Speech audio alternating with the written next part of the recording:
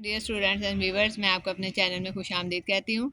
मैं अपने इस वीडियो में आज आपके लिए लाई हूँ एक्सरसाइज 1.1 जो कि जनरल मैथ क्लास 10 से ली गई है। उसके क्वेश्चन नंबर 29 और 30 का सोल्यूशन। इस क्वेश्चन के ओनली 2 क्वेश्चन रह गए हैं। इंशाल्लाह मैं वो भी जल्दी आपके सामने इसका सोल्यूशन पेश करूँगी।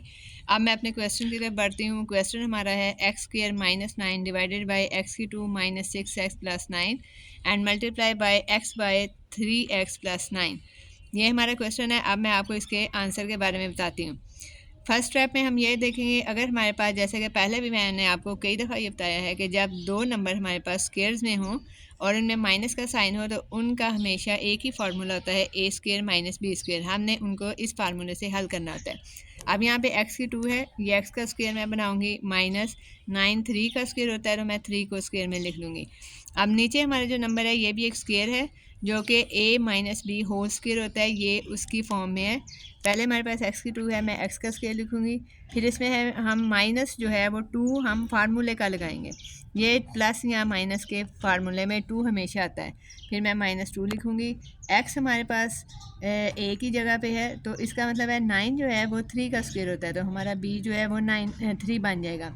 इससे हमारा ये फार्मूला कंप्लीट हो गया, a² - 2ab + b²।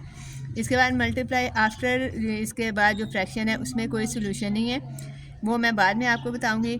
इसके आगे हम स्टेप में x² - 3² को मैंने फिर खोल के लिख दिया है, यानी इसका आंसर लिख दिया है जो कुछ इस तरह का होगा, x + 3 × x - 3। और नीचे हमारे पास ये x a है और b हमारा 3 बन गया, तो ये हमारा फार्मूला बन जाएगा x - 3 का होल स्क्वेयर। फिर डिवाइड मल्टीप्लाई, उसके बाद x ऊपर है। अब आप देख सकते हैं कि ये 3x है और ये +9 है। इसका मतलब है कि ये दोनों टर्म्स किसी एक नंबर से डिवाइड हो सकती हैं।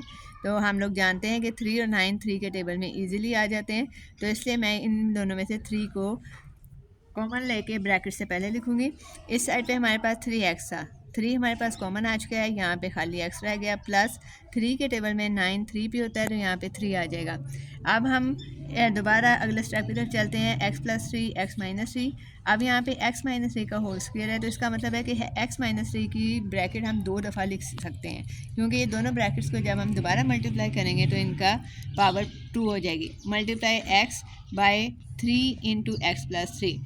अब इसमें और कोई गुंजाइश नहीं है कि मैं इसको मज़ीद सोल्व कर सकूं। अब हम देखेंगे कि इसमें क्रॉस की शक्ल में या ऊपर नीचे अगर एक ही जैसी ब्रैकेट्स कट ऑफ हो रही हैं तो मैं उनको कट कर दूँगी। अब आप देख सकते हैं कि x - 3 है, ये भी x - 3 है, ये आपस में कट जाएंगी। इसी तरह ये x + 3 है, इधर ये x + 3 है, ये सेम ब्रैकेट है, ये आपस में कट जाएंगी। ऊपर हमारे पास सिर्फ x रह जाएगा जो मैं ऐसे लिख लूँगी। नीचे हमारे पास इधर 3 रह गया, इधर x - 3, तो इनको मैं इकट्ठा लिख लूँगी। अब यहाँ x हम ऐसे लिख देंगे। अब इसके बाद 3 जो है वो इन दोनों से मल्टीप्लाई हो रहा है, तो मैं इनको मल्टीप्लाई करूँगी। 3x के साथ मल्टीप्लाई हुआ तो 3x - 3 3 9, ये हमारा आंसर हो जाएगा। अब मैं 30 क्वेश्चन आपको बताती हूँ। x + 5 divided by x³ + 6x multiply x³ + 6x² divided by x + 5। अब इसमें बहुत ही ईजी और बहुत ही शॉर्ट आंसर है इसका, आप पहले इसको अच्छी तरह समझ लें।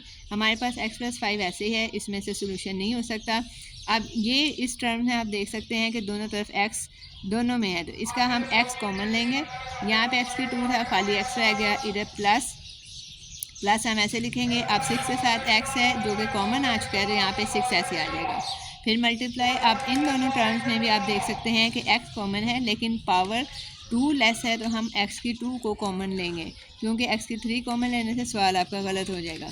जब हमने x³ को कॉमन लिया है, इसका मतलब यहाँ पे खाली x रह जाएगा। प्लस अब यहाँ पे x³ पहले ही बाहर आ चुका है, तो ये खाली 6 रह गया। नीचे x + 5 मैं ऐसे लिख दूँगी।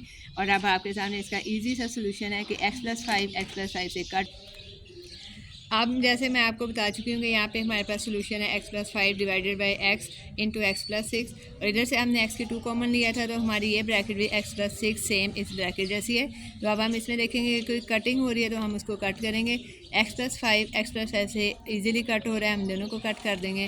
और इधर x + 6 से कट हो जाएगा, हम इस ब्रैकेट को कट कर देंगे। ऊपर हमारे पास इधर x³ है, इधर खाली x है, इसका मतलब है कि यहाँ पे x³ पावर जो है वो 2 है, तो ये खाली x में से जब हम इसको कट करेंगे तो इसकी पावर ख़त्म हो जाएगी, ओनली x हमारा आंसर रह जाएगा। मुझे उम्मीद है कि आपको ये मेथड बहुत इजी लगा होगा, इसलिए मुझे ज़रूर सब्सक्राइब दीजिए, लाइक दीजिए। अल्लाह हाफिज़, थैंक यू, शुक्रिया।